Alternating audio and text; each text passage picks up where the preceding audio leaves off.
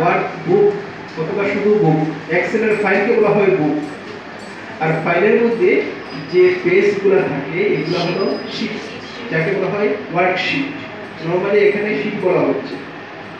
তো এক্সেল প্রোগ্রামটা ওপেন করলে যে ব্ল্যাঙ্ক বুকটা থাকে, মানে এক্সেলের ফাইলটা থাকে, এখানে কয়টা ওয়ার্কশিট থাকে, কয়টা থাকে, কত অবস্থায়? 3টা। প্রয়োজনে আমরা আরো ওয়ার্কশিট অথবা শীট নিয়ে আসতে পারি।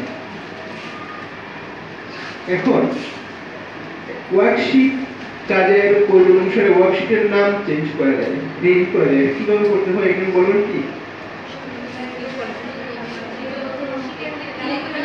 শীটের নামের উপর রাইট ক্লিক করে রিনেমে ক্লিক করতে হবে।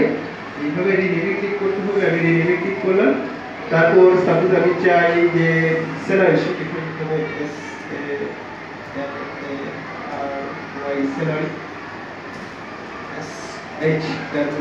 Sheet enter চাপলাম। এইভাবে পুরো ওয়ার্কশিট রিনেম করা যায়। একটা বিষয়ে আমি আপনাদের সঙ্গে আলোচনা করছি, তো হয়তো এই জিনিসটা দেখানো হয়েছে না, যেমন আমি লিখলাম তারিখ, অথবা আমি লিখলাম এক্সেল এক্সেল। সাপোজ এই লেখাটাকে আমি ঘোরাতে চাই, লেখার সেল পয়েন্টারটা লেখার উপর একটা লেখাটাকে লক্ষ্য করেন যে ওরিয়েন্টেশনে ক্লিক করে লেখাকে ঘোরানো যাবে। এভাবে লেখা ঘুরিয়ে আপনি লেখার সৌন্দর্য ইচ্ছা করলে বাড়াতে পারেন।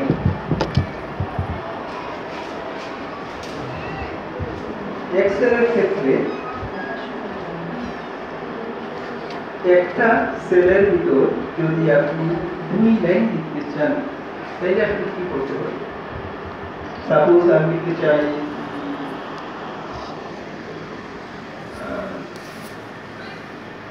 Open ID. সাপোজ ওপেন শব্দটা উপরে থাকে, আইডি শব্দটা নিচে থাকে, এবং এটা একটা সেলের ভিতর লেখা হবে। আমরা কিভাবে কাজটা করব? প্রথমে লিখব ওপেন, ওপেন। তারপর কি করতে হবে কি বলতে পারবেন? যদি আমরা একটা সেলে লাইন লিখতে চাই, অল্টার চেপে এন্টার চাপতে হয়। বলে গেছি অল্টার এন্টার, তারপর আই এন্টার। লক্ষ্য করছেন একটা সেল কিন্তু লাইন দুইটা। একটা বিষয় আলোচনা করা হয়েছে আপনাদের সঙ্গে পূর্বেই, মার্জ এন্ড সেন্টার। কেন আমরা মার্জ এন্ড সেন্টার ইউজ করব? কি বলবেন? Merge and centre